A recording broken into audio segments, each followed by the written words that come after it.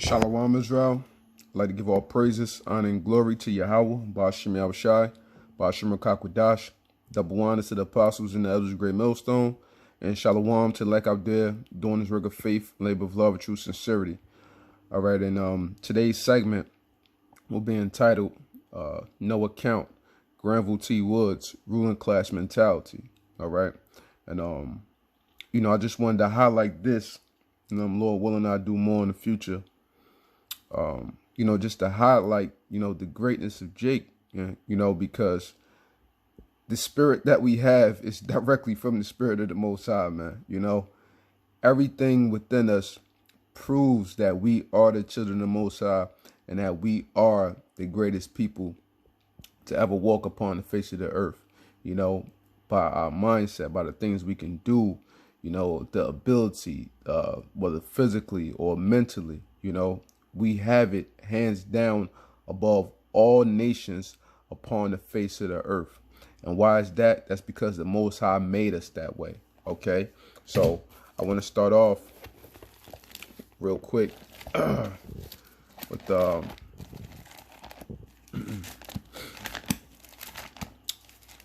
Deuteronomy 7:6.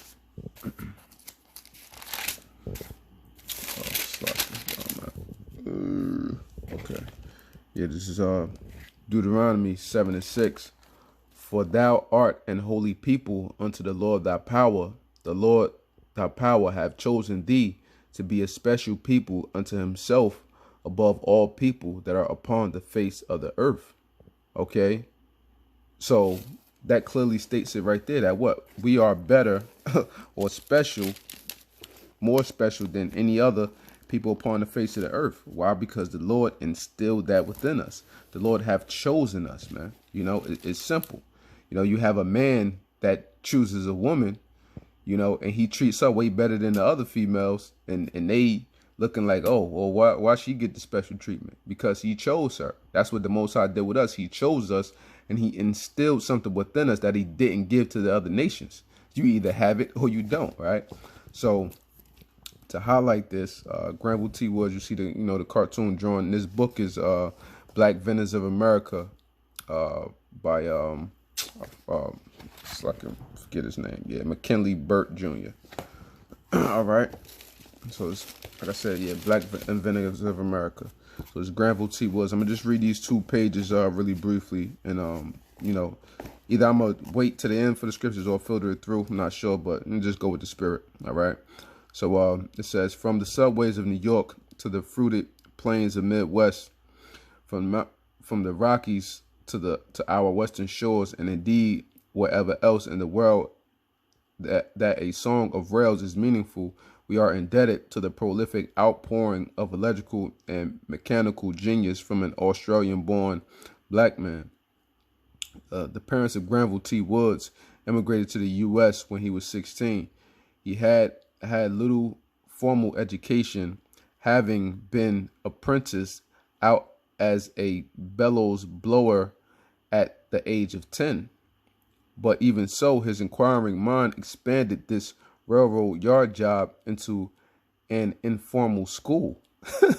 So, hey, with little education, he was able to do this,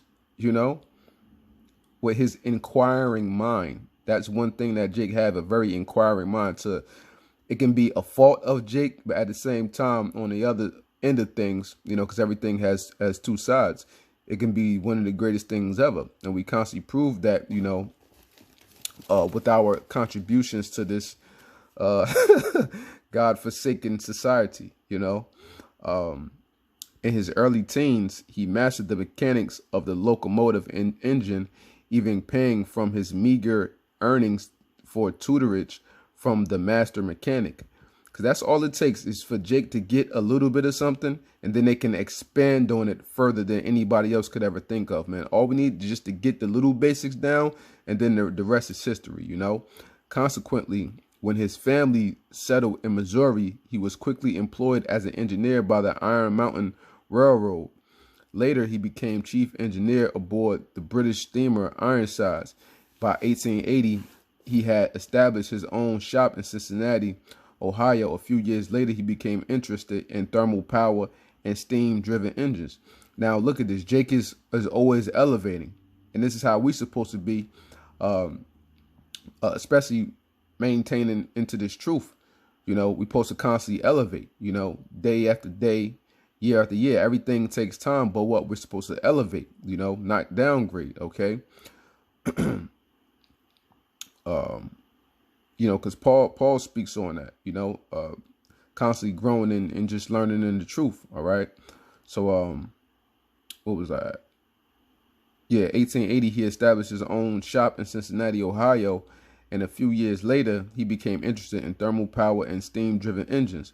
He filed his first patent in 1890 on an improved steam boiler furnace. The original is included in this text. The inventions of this inspired black inventor were Catholic, a telephone which he sold to the Bell system, a telegraph system which enabled moving trains to communicate with each other, which was successfully used in 1885 on the New Rochelle Road. So he's mainly responsible for trains being able to communicate so they don't crash into one another, man. You know, and what the telephone, which you sold to the Bell system, you know, Alexander Graham Bell or whatever, right? So wherever you see Edom in these high positions, Jake is always behind it, man. Jake is always behind it, doing the works that they don't get credit for. You know, that's why I labeled this no account. Okay, and we all know what scripture that pertains to, right? So it says in 1892, an electric railway system of his invention was operated at Coney Island, New York, and in June 10th, 1922, when he was granted a patent on the automatic air brake, joining Andrew Beard and inspired innovator in the field of railroad safety. And all was invented 15 appliances basic to electric railways. His invention in 1900, however, served an entirely different field, an electric incubator for the hatching of chickens. So just him going out of his way, you know, just inventing random things, you know, he's able to create so much because this is the mind of Jake. This is what the Most High has instilled within us, man. Just to be the creators, the inventors, everything upon the face of this earth, man. And Esau couldn't have got to this level of where they're currently at without Jake.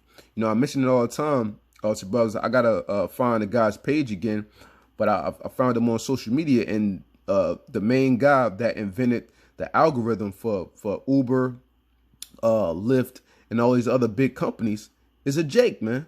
You know, I forget his name, but Lord willing, I'll find it. If I can find it, then I wind up doing something on him or researching more things about him, you know, and do a little segment on him as well.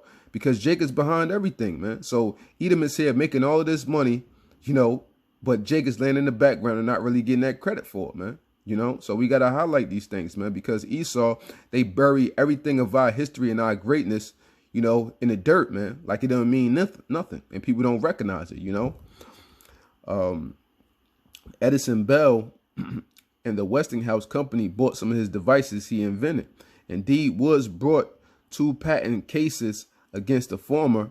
So what he basically, you know, sued them, you know, bringing up the cases against them.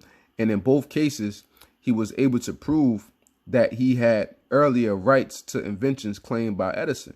Because that's what Esau does, man. They try to steal what we do and to claim they did it. This is exactly, we see it all in the movies. You see Edom playing as the Egyptians. You see Edom playing as this. You see Edom playing as Jake. You know, trying to claim everything like they're the only people upon the face of the earth when everybody else has some shade of brown to them, except for Esau, man. You know, this is exactly what they do. Okay, what the scriptures say, John 10:10, the thief cometh not but to steal, kill, and destroy. Okay, so, all right, so after the second loss to the black inventors, so what? They stole twice and they lost 2 times, man, against a Jake, because Jake is superior. Thomas Edison offered him a position.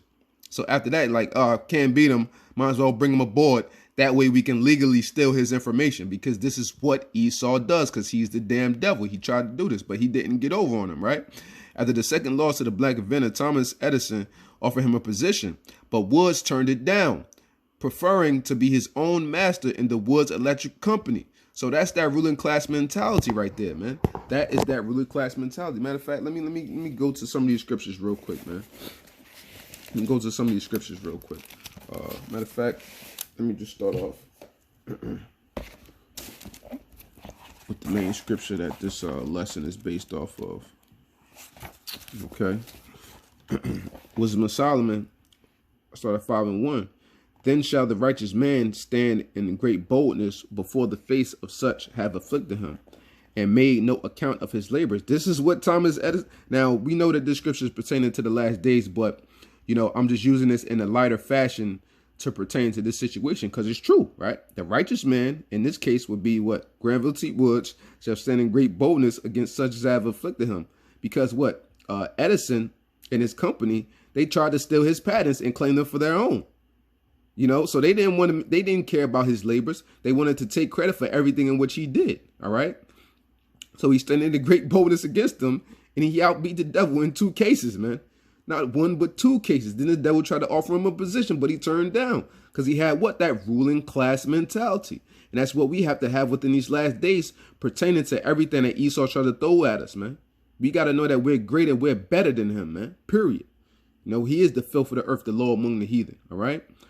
When they see it, they shall be troubled with terrible fear and shall be amazed at the strangeness of his salvation so far beyond all they are looked for. So they bear no account for the labors in which we do, man. Period. Right? And just real quick, I want to go to what I want to grab, Jeremiah. Yeah, Jeremiah real quick.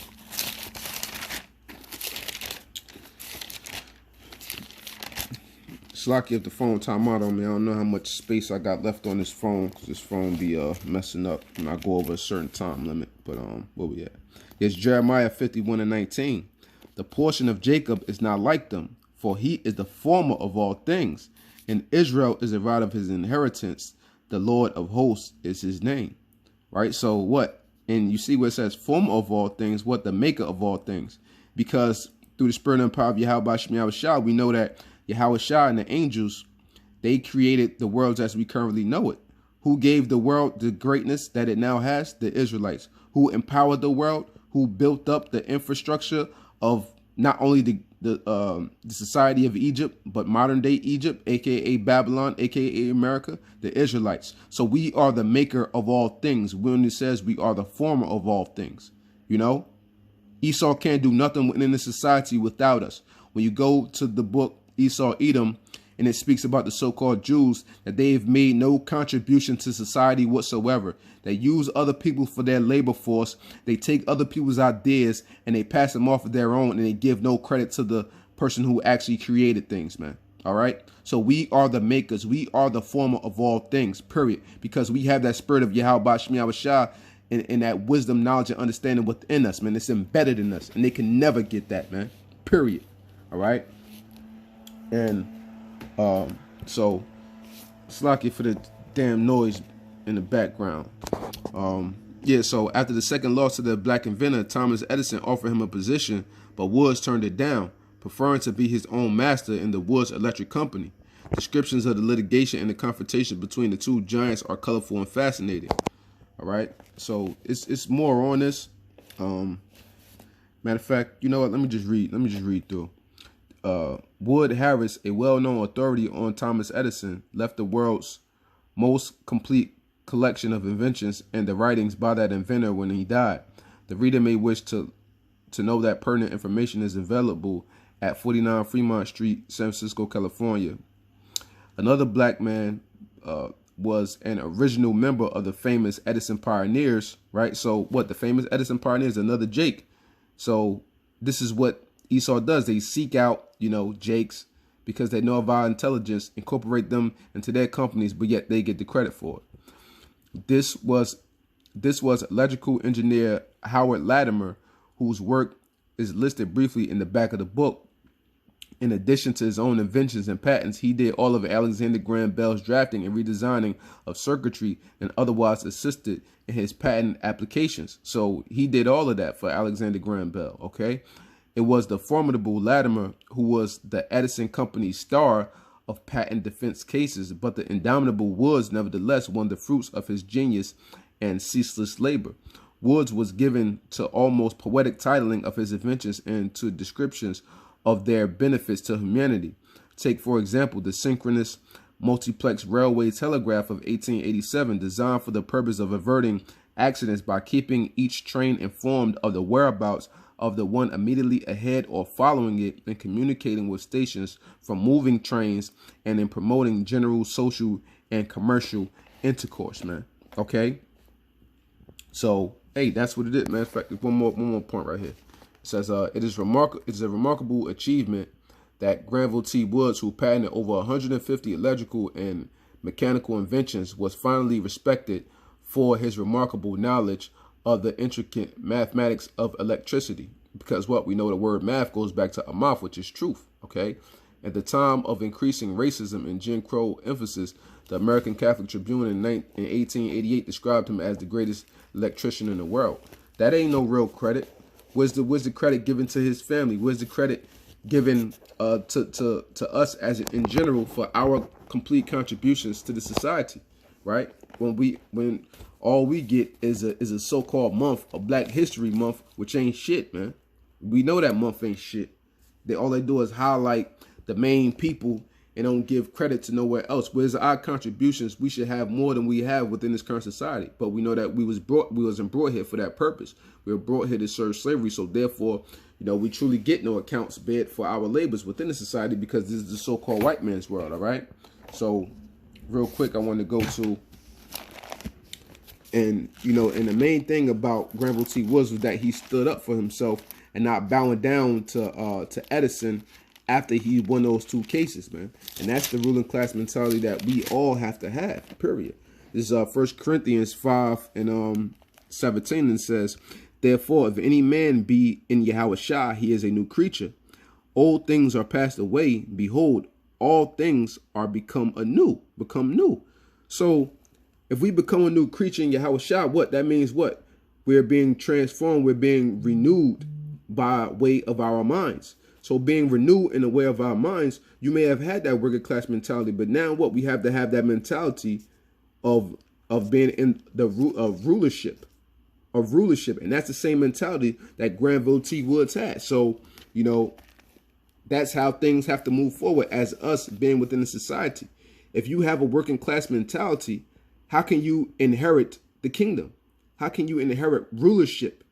You can't. You wouldn't even know what to do with it. You got to transform your mind when you come into this thing. And we got to know, our place within the society, our place within this world, and that we're on the uprise against Esau, not physically, but spiritually. And the physical part will come when Yahushua makes his second return, man. So one more scripture real quick. The book of Proverbs. So Proverbs 21 and 15. Yeah, it is joy to the just to do judgment, but the destruction shall be to the workers of iniquity. So it is joy for us to give credit, when righteous things, when things are done, whether they be righteous or wicked. If this was a Jake society and somebody gave contribution to something, you best believe Jake would give them the credit. Jake gives Esau all credit all day now for things that they don't even do, for things that are unnecessary for them to really get credit. So we would give that credit up if this was our society, because we do things right and just. But destruction shall be to the workers of iniquity, because all they do is steal, rob, kill, and destroy, man, without giving any credit, man. Now, if Granville T. Woods would have just bowed down to Thomas Edison, and his company after those losses, he would have got lost in the sauce. And all of his contributions to the society would have been given to Thomas Edison and his company, man. So we no longer can afford to bow down to the so-called white man. We in a rise of power, man. This is the transference of power, and the rightful reigns to rulership is about to be given back over, or taken back over, by the Israelites via Yahweh and his son Yahushua. So I hope this segment was edifying. Highlighting Granville T. Woods, no account, and like I said, It's like to give all praises, honor, and glory to Yahweh, Ba'ashem Yahushai, Ba'ashem Rakakwadash, double honor to the apostles and the elders of Great Millstone, and shalom to Lek out there doing this work of faith and labor of love with true sincerity. Shalom.